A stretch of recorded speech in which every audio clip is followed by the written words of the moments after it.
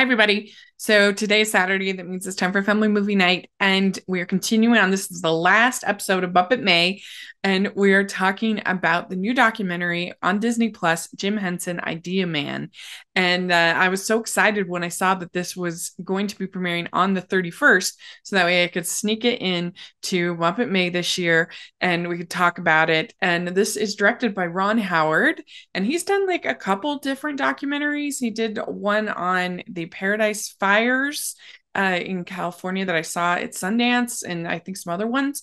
So he has experience in this genre. This is a very loving documentary. It's not like it's like trying to be hard hitting. It's kind of similar to other celeb bio pieces, but I think Jim Henson was a genuinely like very creative, very good person. It seems like people really enjoyed working for him, that he was a good boss. I know he demanded a lot, but not in the way that was demoralizing, from everything that I've seen and read. So I think he was a genuinely really wonderful person. So it's nice to see a documentary about a person like that. He had 5 kids, and his kids have really warm memories of him, and they're all in. I think all of them are in the documentary, and so that's really fun to get to see that home perspective. He did end up getting divorced from his wife, but they still worked together. They were still collaborators in many ways.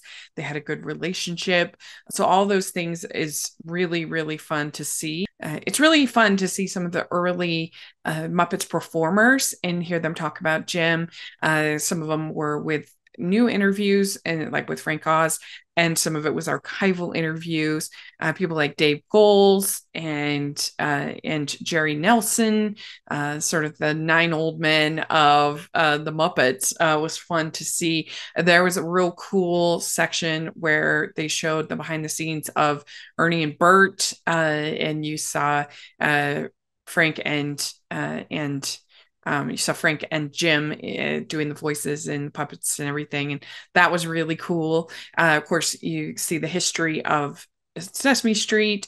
You see how they met Carol Spinney and Big Bird and all of that. And then you also get to learn about some of his more ambitious creative projects, of course, like Dark Crystal and Labyrinth, and also some of his shorts. And it was interesting. They had a section about the Muppets on Saturday Night Live, and that was a very trying relationship that did not go well. Interesting to learn more about the history of the Muppet Show. That is probably my big blind spot when it comes to the Muppets. Is I haven't watched that much of it, and I just don't know that much of it. The whole thing was done in England, and so that was a real trial on his family because he had to be over there for long stretches, and so that was really interesting to learn about that and how that all came to be and what a success it was. I knew it was successful. I guess I didn't realize like just how successful it was for those 5 years that it went on. So that was really interesting. You learn about his frustrations with things like Labyrinth and Dark Crystal,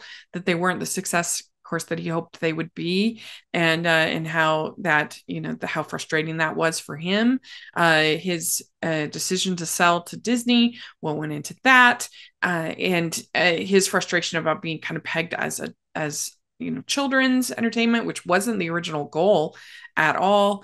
And so that that was interesting. And like I said, it was really nice just to see that so many people remembered him fondly. Most of everything aside from the Muppet Show stuff was stuff that I know about, especially because I've seen the Sesame Street documentary and the Big Bird documentary and other documentaries about the Muppets.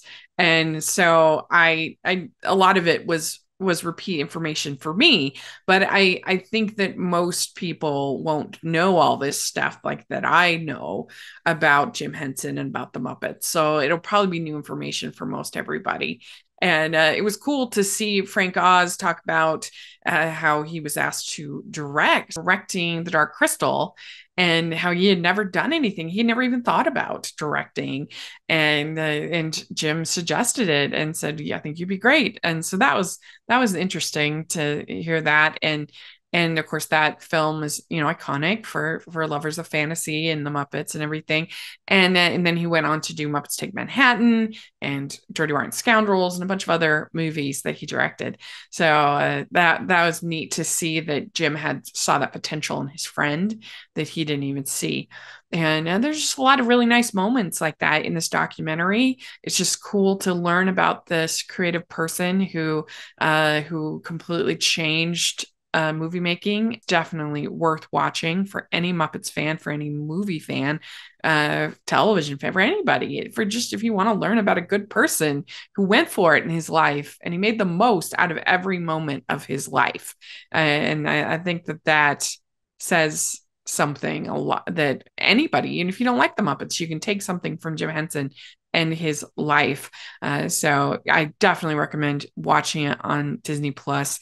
Let me know what you think once you get to see it. What did you learn about Jim Henson from the movie that you didn't know about? I would love to hear your thoughts. Make sure you check out my full playlist of Muppet May and also my reviews of the different documentaries that I told you about, the Sesame Street documentary, the Big Bird documentary.